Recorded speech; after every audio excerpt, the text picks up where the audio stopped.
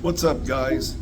I'm at Jose Marti Airport right now, and it was pretty nerve-wracking because I'm bringing about 125 cigars.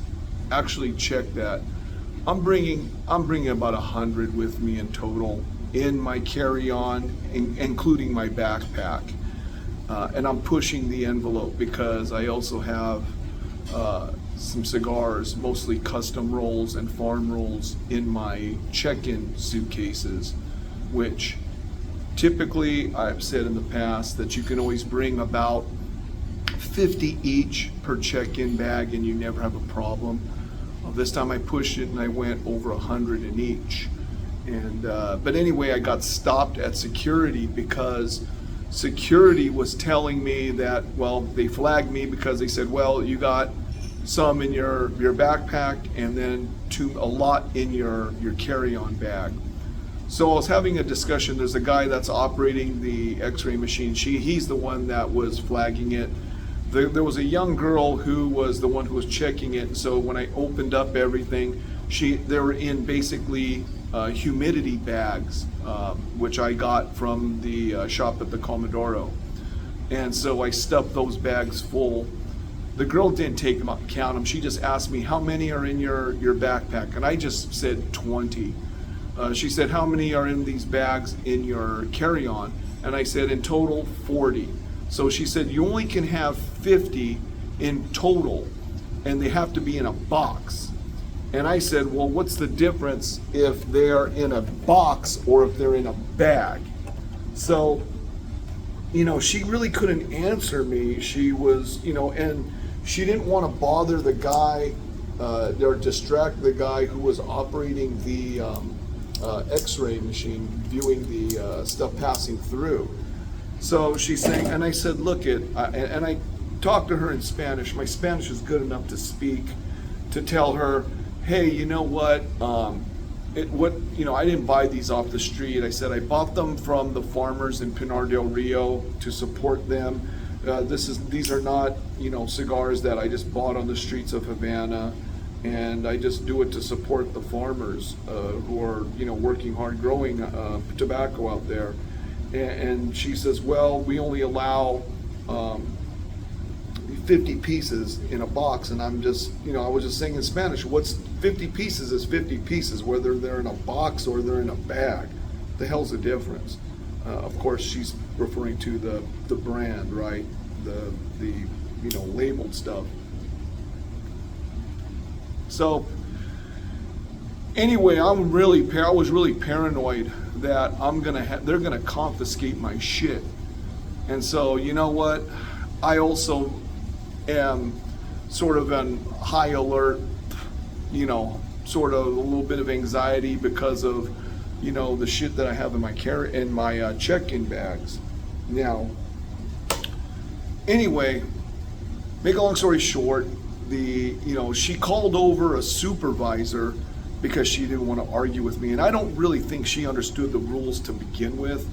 And the guy she was talking to, the guy was busy looking at the x-ray, the security camera for all this stuff being scanned. So she called the supervisor over. The supervisor basically said, what's happening, and she explained to her, what the situation was. And I also mentioned to the supervisor in Spanish, very politely, not in an aggressive manner. I said, I have 40. I bought these from Pinar del Rio. I did not buy them on the streets of Havana. I said, no way would I buy that garbage.